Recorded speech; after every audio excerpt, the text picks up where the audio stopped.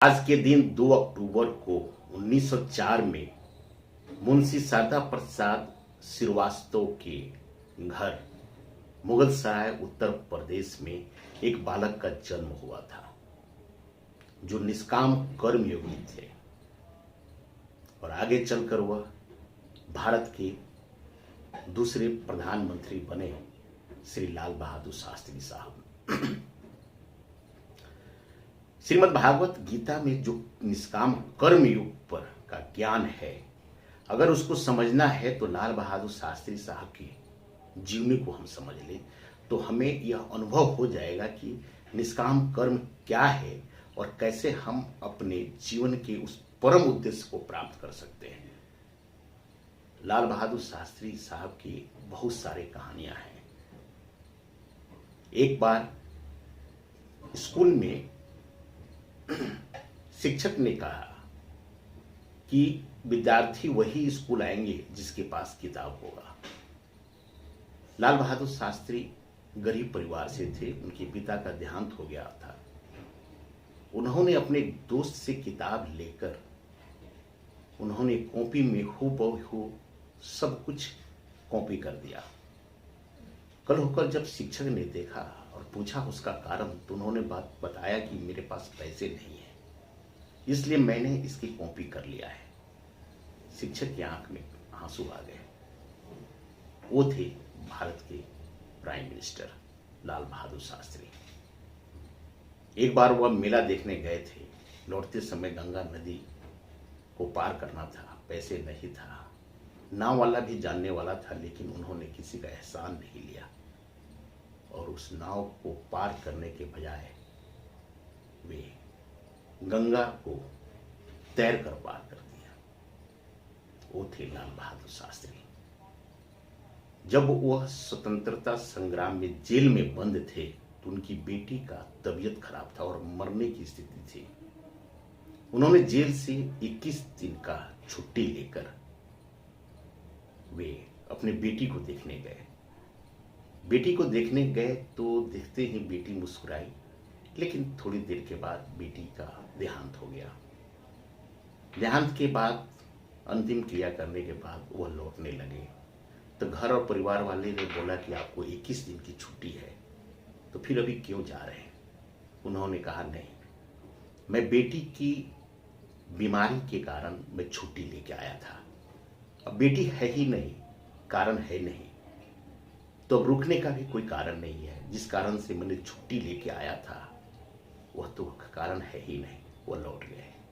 Jailer ने भी बोला कि आप क्यों लौट रहे हैं? 21 दिन का छुट्टी आपको दिया गया है। उन्होंने कहा नहीं, जिस आधार पे मैंने छुट्टी लिया था वो छुट्टी वो कारण ही नहीं है। अद्भुत थे लाल बहादुर शास्त्री।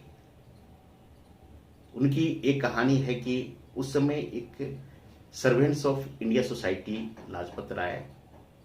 लाला लाजपत राय साहब ने एक बनाया था, जो उस समय स्वतंत्रता संग्राम में जो लोग इन्वॉल्व थे उनके परिवार को 50 रुपया मंथली दिया जाता था, जो जेल में बंद हुआ करते थे। लाल बहादुर शास्त्री साहब ने अपने वाइफ को लेटर लिखा कि ललिता, क्या आपको 50 रुपया मिल जाता है? अगर मिलता है तो क्या आपके उसमें काम चल जाता है? उनका उत्तर आया कि हाँ, 50 रुपया हर 1 तारीख को मुझे मिल जाता है, लेकिन सारे खर्च करने पर मेरे 40 रुपया होते हैं, 10 रुपया मैं बचा लेती हूँ। लाल बहादुर शास्त्री ने सर्वेंट्स ऑफ इंडिया सोसाइटी को लिखा, मेरे परिवार को केवल 40 रुपया ही दिया जाए, क्योंकि उनकी जरूरत केवल 40 की ही है। अद्भुत थे लाल बहादुर शास्त्री। अनगिनत कहानियां उनकी है, अनगिनत उनके चर्चाएं हैं। केवल एक दुर्घटना होने पर रेलवे की, वह रेल मिनिस्ट्री से अपना इस्तीफा दे दिया।